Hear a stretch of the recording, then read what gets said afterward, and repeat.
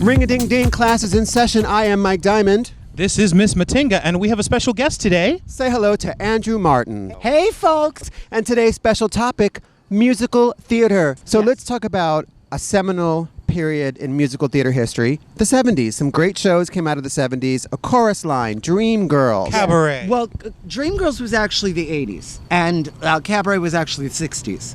Correct. Oh, bitch, correct. we just got schooled.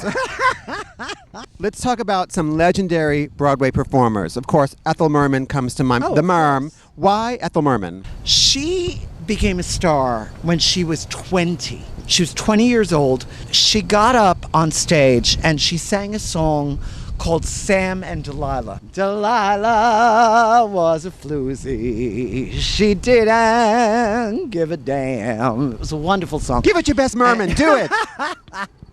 I'm too hoarse, Michael. Matinga, can you do an Ethel Merman? There's no business like show business, like no business I know. I love her cameo in the movie Airplane. Oh, I love So her in funny. Airplane. You'll be swell. You'll be great. Gonna have the whole world on a plate.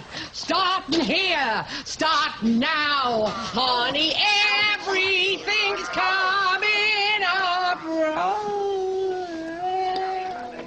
One of the very last things that was written specifically for her was Hello, Dolly. Yes. And she said, no, I'm done. I'm going to retire. Yes. And she decided, and so she passed on Hello, Dolly. And of course, they brought in Carol Channing. Well, But yes. then after Channing left, they brought Ethel in. Well, no, they brought in a lot of different people. A lot of different people. They did an all-black version with Pearl Bailey. Pearl Bailey Yes. was fabulous. That version was called What's Up, Dolly? Wow, wow, wow, fellas. Okay, let's get into Gypsy. There's Oh, been yeah. so many versions of the story, and it's about the stripper, Gypsy Rose Lee, but really about her mom. It's about her mother, yes. Her mother was a lethal stage mother by the name of Rose Hovick. And what a lot of people don't realize, there was also an actress named June Havoc. Who's in Can't Stop the Music? Yes! Yes, She plays Steve Gutenberg's mom. Don't sleep. Yes, she is. But she was Gypsy's sister. Yeah. And She was Baby June. Yeah, girl. You're just putting it together. yes, that was Baby June. How many Gypsies have there been? There have been Ethel Merman. There's been Merman. You've seen Tyne Daly. Tyne Daly on Broadway. She was amazing. Bernadette She was fabulous. Peters. There was Tyne Daly's replacement, of all people, was Linda Lavin. Who I heard was fabulous. Early to rise. Apparently did a wonderful job.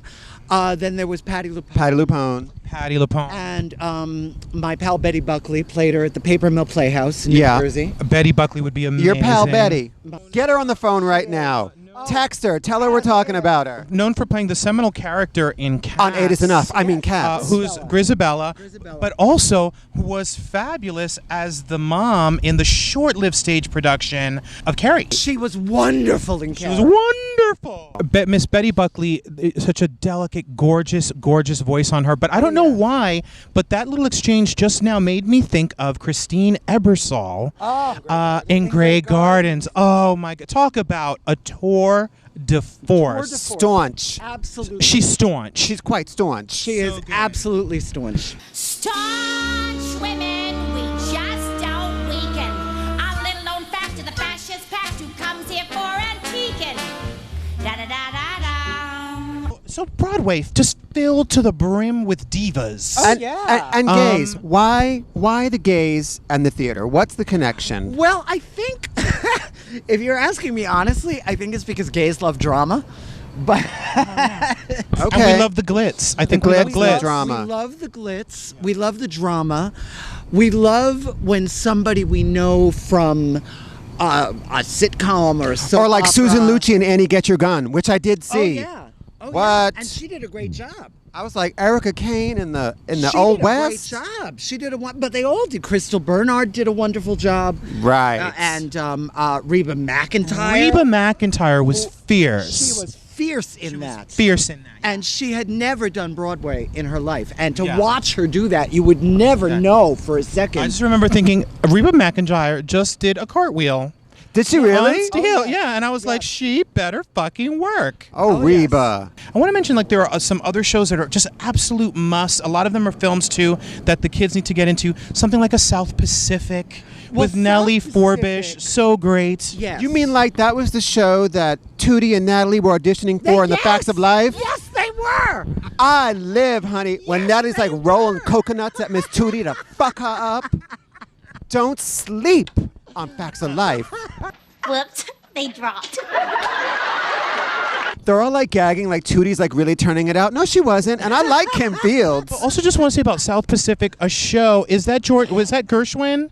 No, that was Rodgers and Hammerstein. That show has a great message about Coconuts. Besides coconuts, about racial hatred and indifference. Great message about racism. And because, that racism has to be carefully taught. Yeah, Nellie Forbish, who was played in the original production by Mary Martin. By Miss Mary Martin, who's also famous for Peter Pan. Yeah. Isn't it true that she washed her hair on stage like over 2,000 times? Every night the bitch went she bald washed, because of that. Yeah, she had to wash her hair on stage every night for 2,000 performances. Let's talk about Lucille Ball in Wildcat. Oh my God. Can we talk about Lucy in Wildcat?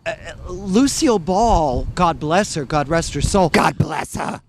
She wasn't really known as a singer, and her voice was changing at that time. They really weren't giving Wildcat very much of a chance because they figured, well, it's Lucille Ball, and she's this has-been movie star and this TV star, and she really can't sing, and what's she gonna do? And she started out as a showgirl, however, Miss Lucy would walk out onto that stage, and they would go bananas. Yeah, but they wanted her to be Lucille Ricardo. They wanted her to be Lucy Ricardo. They couldn't take her as anybody else. Everybody always wanted That's her. why every series that Lucy ever did, her name is Lucy. Yes. I figure whenever you're down and out, the only way is up and out. What are the essential shows that kids need to either see or know about if it's not playing currently? As far as the ones that are playing currently, definitely Pippin. I'm not a big fan of Phantom of the Opera, but I do think it's deserving of a look. Mamma Mia, to be honest with you. A jukebox music. I'm surprised at you, Andrew. I'm surprised. I love it. One of the shows that really got me into Broadway, that like stole my heart and made me start going to Broadway all the time, was Patti LuPone in Evita. Oh God. She was absolutely, that show set me on fire.